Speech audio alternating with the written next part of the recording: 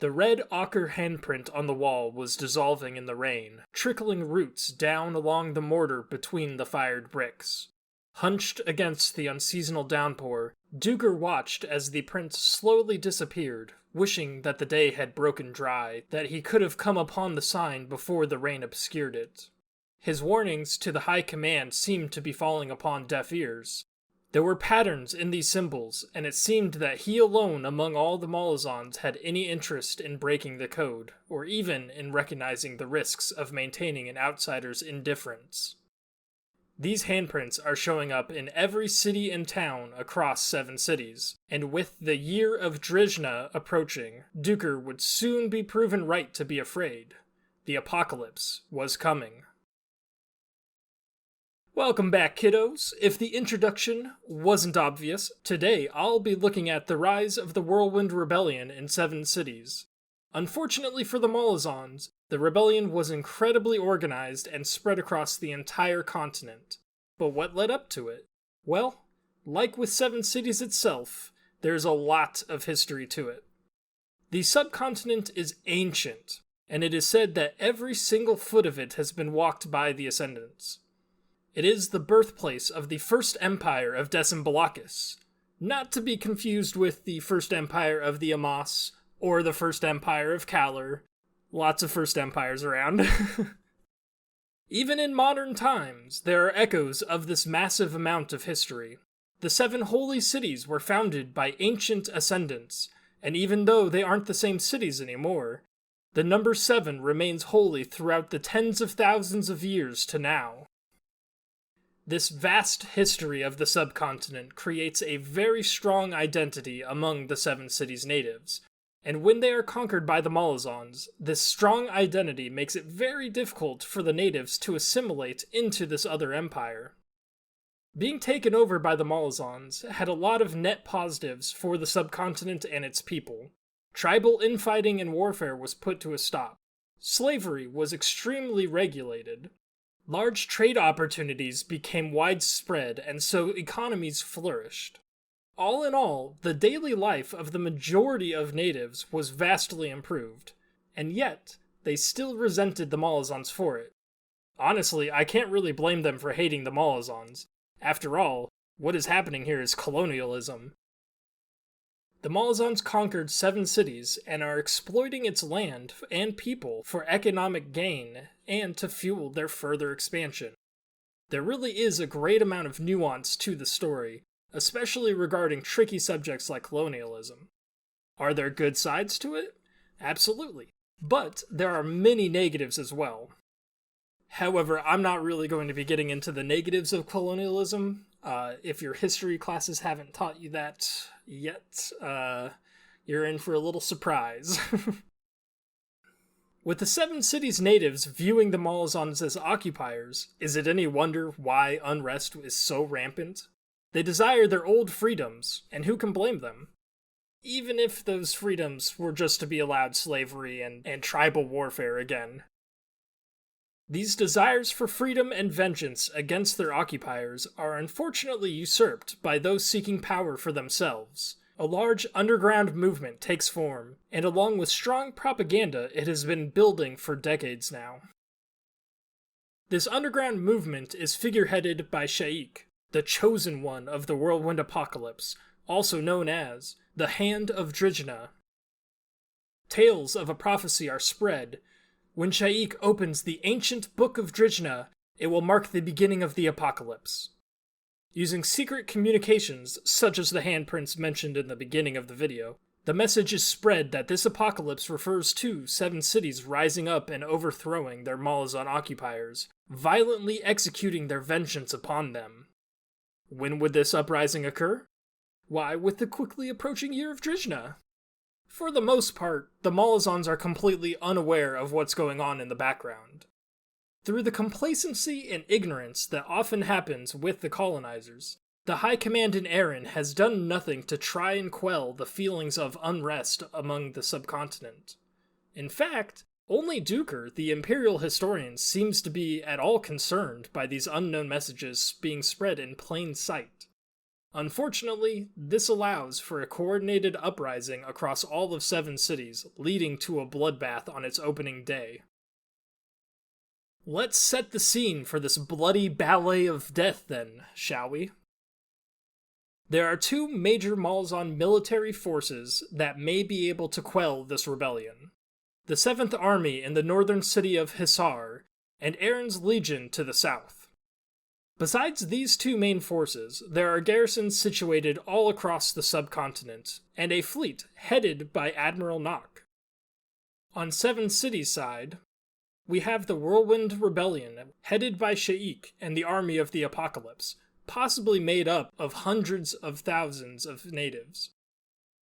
Trapped between these 2 forces are tens of thousands of Malazan citizens spread across many cities in the subcontinent. The Whirlwind Rebellion has decided on a day to start the apocalypse and spread the message everywhere. All they had to do now was wait for their plan to come to fruition. The Malazan High Command in Aaron, led by High Fist Pormqual, seems to be willfully blind to the unrest. Psst, it's almost like there's a traitor in their midst pulling the strings. Thankfully for the Malazan side, the Empress isn't entirely incompetent and sees that another uprising is on the way. She sends Fist Coltane and his Wiccan horse warriors to take command of the 7th Army and quell this unrest. The infantry of the 7th Army are not happy about the Wiccans joining them, as many of these soldiers saw their first battles in the Wiccan Wars. Despite this, Coltane is probably the best choice to lead the 7th Army, and this thought is summed up nicely by Duker. Coltane united the Wiccan clans in an uprising against the Empire. The Emperor had a hard time bringing him to heel, as some of you know firsthand. Then later, after all, who better to deal with insurrection than a warrior who led one himself? The Fist begins training the 7th rigorously in guerrilla tactics, possibly due to some foresight by the Wiccan warlocks. While this is happening, the fleet and Admiral Nock are ordered back to Aaron Harbor, and the Redblades under Bariasetral journey to Hissar to join the Malazan 7th. The Redblades are a pro-Malazan organization made up of fanatical 7-city natives, and Duker refers to them as the most loyal soldiers of the Empire I've ever known. Additionally, Kalam Mekar is en route to deliver the Book of Drishna to Shaik, unaware that he is being tailed by a different troop of Redblades. It's possible that they orchestrated the theft of this book in order to track down Shaik. Unfortunately for the Malazans, the plans to stop the unrest never get to happen as the chosen day arrives and the powder keg that is 7 Cities explodes. All across the subcontinent, the natives rise up during the night and betray the Malazans. It is incredibly widespread, and there are seemingly very few natives who do not at least participate in the first night, and after that, several armies of the apocalypse are formed. Side piece of trivia here, the initial rebellion of 7 Cities is actually based around the real-world events of the Indian Rebellion of 1857, where many Indian provinces rose up against the rule of the British East India Company. Unfortunately, they ultimately failed, though it did make some positive changes for the Indians overall, including leading to the dissolution of the British East India Company. It's a very interesting moment in history, and I definitely recommend checking it out. I'll leave some links in the description below. Also of note, the Chain of Dogs is not based around the Indian Rebellion. Now that the stage and players are set, let's talk about that fateful night. We only have a few examples spread out, but it's pretty safe to say that this occurred most everywhere in 7 Cities. Skullcup is a mining camp on a Totteril island near the city of Dosanpali. It is one of the political prisons where slaves are made to do forced labor. Generally, it's a pretty efficient death sentence. This camp was run by Captain Sawark, who had 75 Malazan soldiers and roughly 200 native Dosi regulars at his disposal to guard nearly 12,000 slaves.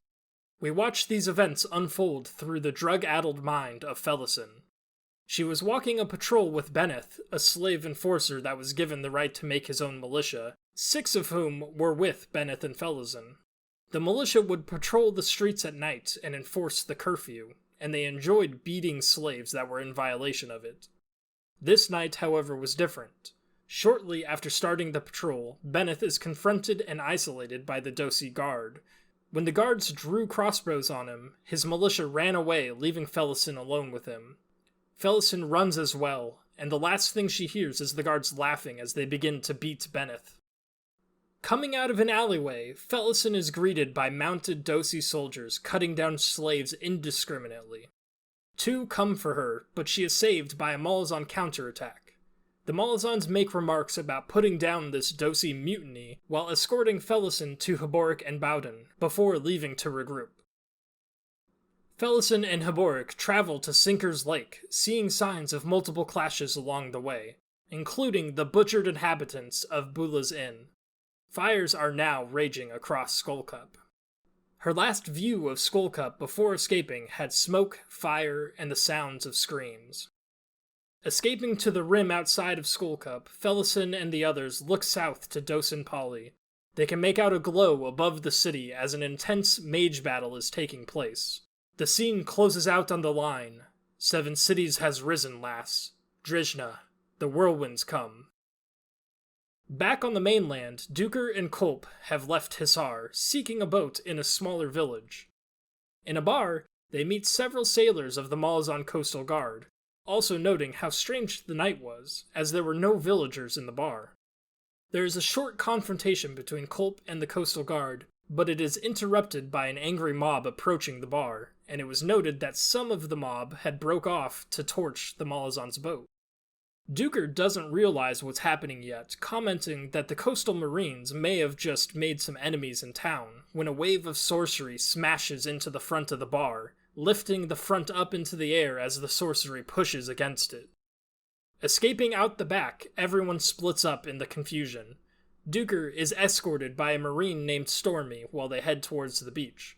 The other Malazans and sailors had gone to confront the mob that was at the dock, and Kulp was distracting the enemy mage while trying to stay alive. Arriving at the strand, Stormy and Duker see the city of Hissar on fire, and they finally understand that the apocalypse has come. Duker decides he needs to rejoin Coltane and the 7th at Hissar, and heads to the stables where he and Stormy run into Kulp. All 3 are struck by an explosive sorceress attack that Kulp is barely able to counter. From here, Duker departs on horseback and will pretend to be a Dosi tribesman, while Stormy takes Kulp to his boat. The Coastal Guard was defending the dock from a crazed mob. The natives were attacking in a frenzy, using any weapons they had available, some even unarmed. Several sailors had been killed already by the time that Stormy and Kulp showed up. Once they're safely away from the shore, only Gessler, Stormy, Truth, and Kulp are left alive. Duker is able to get past the army formed outside of Hissar by pretending to be a native and just refusing to stop. He is informed that the 7th were all killed in their beds. Once inside, he tries discovering what exactly happened to the 7th, and this is what he finds. The Malazan compound walls had been breached by sorcery in 4 places, and the bodies of the attackers were strewn about by the score, proving no soldiers were butchered in bed. Traveling to the Malazan estate quarter, he came across disturbing slaughter and slowly grew numb as he continued on. Next, he discovered Hissari natives slaughtered by Wiccan arrows at a crossing, showing that the Malazans had turned the battle.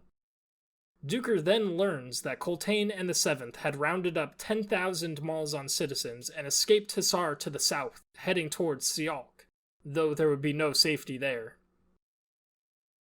So to summarize, this one evening was devastating to the Malazans all across the subcontinent. We didn't get examples from many places, but it can be assumed that this occurred almost everywhere. What methods did the uprising use? Everything at their disposal. Native soldiers turned on their Malazan counterparts, mobs of overwhelming numbers armed with anything they could grab, and mages were used whenever possible. This was incredibly widespread, with most natives joining in the slaughter. The apocalypse embraced all, it seems. The sheer scale and treachery was enough to destroy almost all Malazan military threats, leaving behind Malazan city refugees to be tortured and enslaved. The only Malazan force left is the 7th, led by Coltaine, which Duker is desperately trying to catch up with. Join me next time as I continue following Coltaine on his journey, and we see if any Malazans can survive this apocalypse.